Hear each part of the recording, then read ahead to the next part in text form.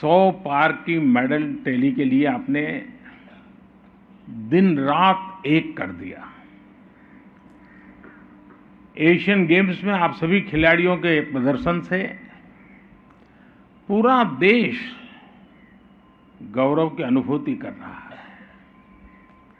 आज मैं पूरे देश की तरफ से अपने एथलीट्स के प्रशिक्षकों को, ट्रेनर्स और कोच का भी हृदय से अभिनंदन करता हूं, आभार व्यक्त करता हूं। आप सभी इतिहास रच करके आए हैं। इस एशियन गेम्स में जो आंकड़े हैं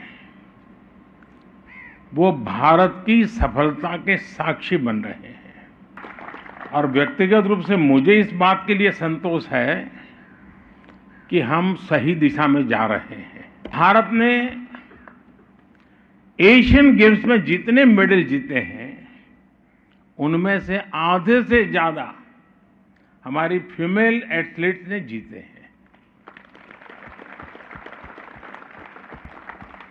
भारत का प्रयास है भारत के खिलाड़ी को देश और विदेश में खेलने के ज्यादा से ज्यादा अवसर मिले।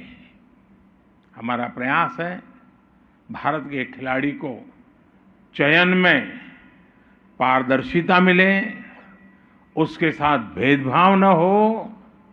हमारा प्रयास है गांव देहात में रहने वाले स्पोर्ट्स टैलेंट को भी ज्यादा से ज्यादा अवसर मिले।